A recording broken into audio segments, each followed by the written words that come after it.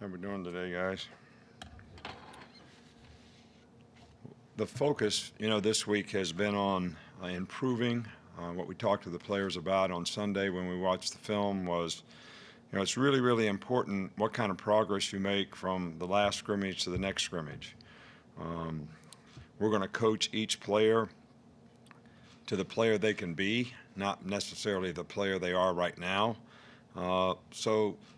Sometimes we have to push them a little bit to get them to understand what it takes to be a dangerous player, which is what's going to make us be a dangerous team.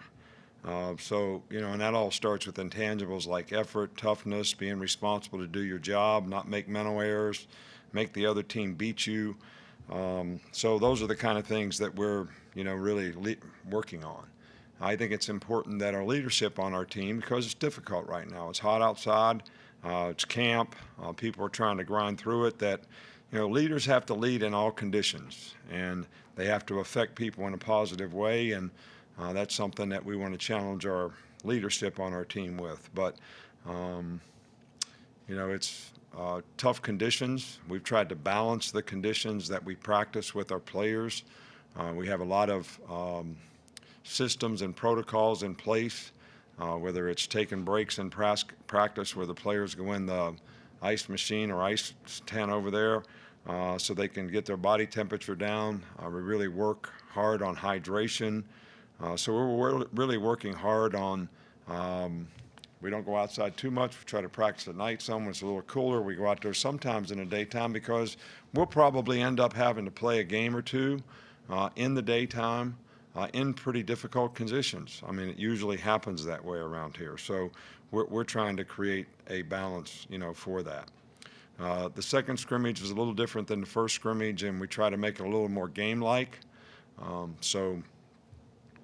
Players have to know the situation in the game and sort of manage those things a little bit better rather than running out there running plays, which is, kind of how you start. So trying to expose our players to as many different situations as we can as we prepare them for the season. From an injury standpoint, we don't really have any new injuries. We got guys that are a little nicked up, whatever. Brian Ray has, come back and started practicing on a limited basis. We'll see how he progresses. Stephon Wins probably has a high ankle sprain. He'll probably be out for another week. We expect DJ Dale to start practicing on a limited basis, tomorrow. Those are some of the guys that have been out. You probably ask about the competition at the linebacker position, and all I can tell you is there's a lot of competition there, and we need somebody that will step up and be responsible to do a job, develop the confidence of the other players around them, and develop confidence in themselves that, they can go out there and play winning football, for us regardless of the circumstance or the situation. So whichever guy steps forward to do that the best, that's who will win the job. Just what have you seen from your offensive line that you've liked so far in campus, especially the interior? And what do you think about the overall depth there? Well, I like the offensive line. I think we've got some pretty good experience there. I like the two tackles that we have. I think they've both had really good camps. We have 4 or 5 guys that can play inside that have done really well. So without naming specific players, I think we can have a really good offensive line. We've had players sort of nicked up, missing a practice here, missing a practice there. I'd like to get them all out there so we could try to put the best group together and try to get our best 5 out there, which I don't know that we've ever had the chance to do to this point. But, I feel better about the number of players that we have at that position now than I've had most of the time in the past. So I feel pretty good about it. Left side with Michael. With that group, how's Landon Dickerson fitting in now? He's been here about a week and a half now. I think Landon Dickerson has done a really good job. He's really tough. He's a very physical player, very smart. He's played center and guard both for us. And have that diversity as a player is really important, I think. And I think he has a unique perspective on, coming from some place that maybe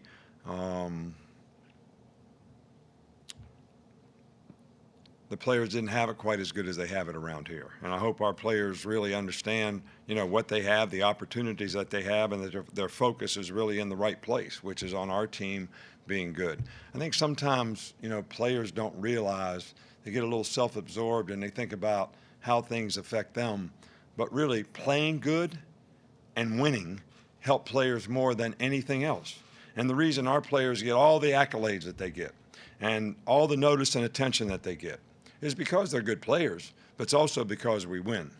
And I think players need to keep that in perspective, because that's a very important part of why we have so many players that get opportunities at the next level and get recognized for what they do here as a football player while they're at the University of Alabama. Coach, on stay on the left with Cecil.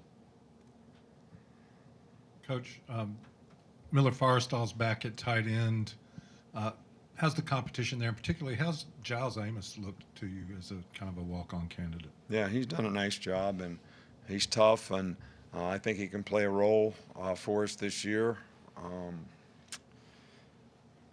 We have got to make improvement at that position. We have guys that have ability. They don't have a lot of experience. They need to develop confidence in what to do, how to do it, why it's important to do it that way, and then when they go out there and execute, do it the right way so that they develop the confidence that they need to go out and do their job well. So I think we have guys that are capable of doing that. Miller's probably the only guy that is sort of old enough, that has enough experience, that kind of gets it. I think the other guys are going to have to develop that, and they've made progress. And Giles has, done a good job in taking advantage of the opportunity that he has because of the lack of depth that we had at that position, and he's got a lot of repetitions, and he's taken advantage of it. What caught your eye about Brian Baker during the hiring process, and how have you seen the defensive line improve under his coaching? Well, I like Brian. I think he has a really good personality. I think he does a good job of managing his room. He has good relationships with his players. I think they have confidence in him. I think he's very knowledgeable.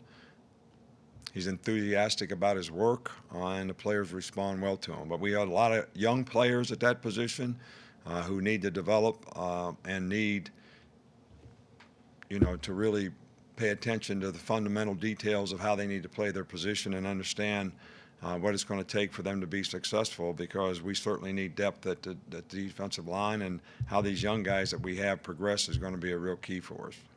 Up front here with Kurt. She's coming around Kurt. Coach, I'm not asking for a comparison question. CBS has tried to do something impossible, choose an all-time all-star college team, and I wonder, just off the top of your head, if there's a quarterback that you've seen in your years you think's the best quarterback you've ever seen in college.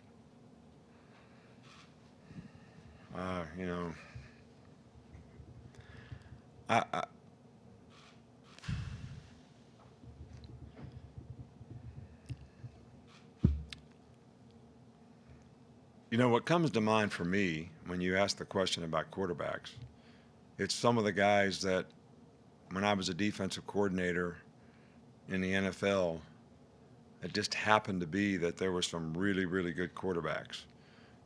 John Elway was a really good quarterback at Stanford when I was at Ohio State, and he impressed me a lot. But he also impressed me a lot when he played for the Denver Broncos.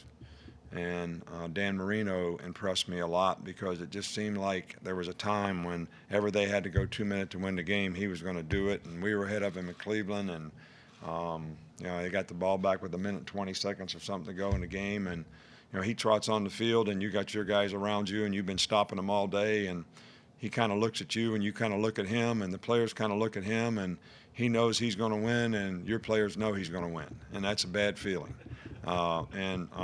And then he goes out and wins. So I remember those days more than just college. But I think maybe there's a reason for that, because I think in the NFL, the game is a little bit more quarterback oriented, if that makes sense. But Tom Brady played really good against us when I was at Michigan State. We actually won the game 34-31 or 31-28, but it was because they played a different quarterback half the game. If they'd have played him the whole game, I don't know what would have happened. So we've had an opportunity to see a lot of them. I think Trevor Lawrence played about as well against us last year in the championship game as anybody we've seen here in recent times, and so did their quarterback a couple years ago. So I don't know. You kind of caught me off guard on that one a little bit. Quick ones here. Go, Chris. I'm going to go history too. With the 150-year anniversary celebration that's going on, as a fan or as a student of the game, do you have a favorite moment or a favorite game in college football history? Well, I'm not a fan. I've never been to a, what do you call it when you get in the parking lot and have a cookout tailgate? I've never been to one of those. So I can't give you a perspective from a fan standpoint. But I think college football has been really good for a lot of players. I'm sure it's very entertaining for a lot of fans. It's created a lot of opportunity for a lot of young people to have a better chance to be successful in life, whether it's getting an education because of their ability to get a scholarship, which they may or may not have been able to go to college without. And I think the programs that so many good coaches through the years have had, that so many players come back and say, I learned so many lessons from Coach Bryant or Woody Hayes or whoever they played for, George Perlis, whatever. And so that's the perspective that I see the game from. Not from the stands, not from the fans, although I love our fans, and we certainly want to have a great product for them to be enthusiastic about. And I think the game has provided a lot of entertainment and a lot of interest for a lot of people. But I think the NCAA and NCAA sports are fantastic for young people. And I think that's the best thing about the game that I can say. What qualities do you look for at the center position, maybe even outside of just athletic prowess? Well, I think initial quickness is really important. Obviously, you have a responsibility to snap the ball that starts just about every play. So your ability to do that especially in the gun, with accuracy. If a quarterback's under center, you got to get the ball up and be able to step quickly and block somebody, which everybody else on the offensive line doesn't have that task. So initial quickness is helpful. To have some explosive power to be able to get movement inside is very important, and to have good enough feet to be able to slide and be a good pass protection person is probably another quality. But there are not very many guys that are really good centers that don't have a big picture understanding to make calls and help other players play better. And I think that's also a really important quality. All right, thank you.